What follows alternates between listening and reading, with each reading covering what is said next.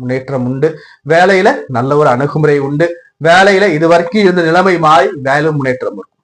Sir அப்ப எனக்கு வேலை எனக்கு வந்து பர்மனெண்ட் ஆயிடுமா சார்? அது ஓவர் எக்ஸ்பெக்டேஷன் வேணாம். சனி புரியுதா?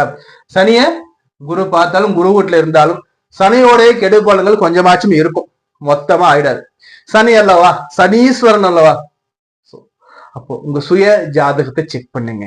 சுய ஜாதக அடிப்படையில லக்னத்துல இருந்து என்ன தசா நடக்குது, என்ன புத்தி நடக்குது, உங்களுடைய லக்னத்துக்கு சனி எந்த வீட்டுல இருக்கார், சனி உச்சமா நீச்சமா, இல்ல சமசத்தமான பார்வையில இருக்காரா, இல்ல சமநிலையில உட்கார்ந்து இருக்காரா, இல்ல சுபரோட வீட்டுல உட்கார்ந்து இருக்காரா, இல்ல பாவி கூட சேர்ந்து இன்னும் பாவத்துவ நிலையில உட்கார்ந்து இருக்காங்க தெரிஞ்சுக்கும்.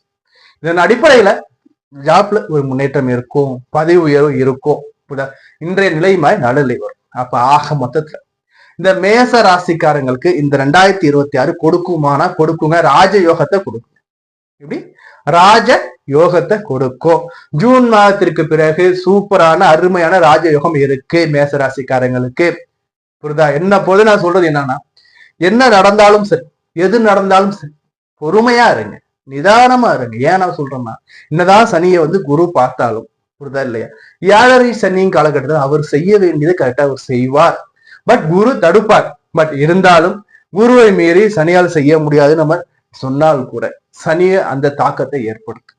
சோ நான் சொல்றது என்னன்னா, இப்ப நீங்க வெளில போயிட்டு இருக்கீங்க, ஒரு அடமழை வருதுங்க, புரியுதா, சோன்னு ஊத்துதுங்க, கையில குடல்ல, நம்ம கார்ல போய் நடந்தா போயிட்டு இருக்கோம், கோட்டு இல்ல, ஜர்க்கின் இல்ல, எதுவுமே இல்லைங்க, மழை நனைஞ்சிரும், ஜுரம் வரும், எல்லாமே இருந்தீங்களா. இதுக்கு நான் என்ன சொல்றேன்னா, போகும்போது ஒரு கொடையை எடுத்து நம்ம பேக்ல போட்டு போனோம்னா நம்ம சேஃப் ஆயிடும். அப்போ எந்த ஒரு சின்ன விஷயம் செஞ்சாலும் கூட ஒரு விழிப்போட செய்யுங்க. எந்த ஒரு செயல் செஞ்சாலும் உங்களுடைய பாதுகாப்பு என்னங்கிறது தெளிவுபடுத்திக்கோ. உங்களுடைய பாதுகாப்பு என்ன, இந்த செயல் பண்ணலாமா வேணாமா யோசிச்சு செய்யுங்கிறது என்னோட வேண்டுகோளா வச்சுக்கோங்க. நல்ல காலம் இருக்கு.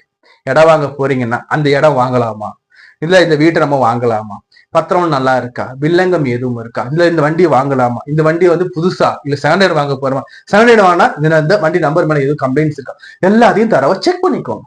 செக் பண்ணிட்டு நல்லா யோசிச்சு நீங்க செயலை இறங்குங்க.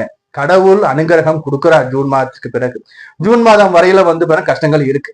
அதே சமயத்துல நான் கணவன் மனைவி எடுத்து நான் சொல்லும் போது, இல்லற வாழ்க்கையில இருக்கவங்க எடுத்து பார்க்கும்போது, எடுத்து சொல்லும் போது, நான் தீர ஆராய்ச்சி பார்க்கும்போது கணவன் மனைவிகளை பிரிவினை குழுவோட காலமா இருக்கு. ஜூன் மாதம் வரையில மிக முக்கியமா கவனமா இருந்துக்கோங்க. கணவன் மனைவிகளை எக்ஸ்பெக்டேஷனை நீங்க முதல்ல குறைச்சிக்கோங்க. 0 எக்ஸ்பெக்டேஷன் வச்சுக்கோங்க. எது செஞ்சாலும் செய்யறது என் மனைவி என் கணவன் அந்த ஒரு மனப்பாக்குவாங்க.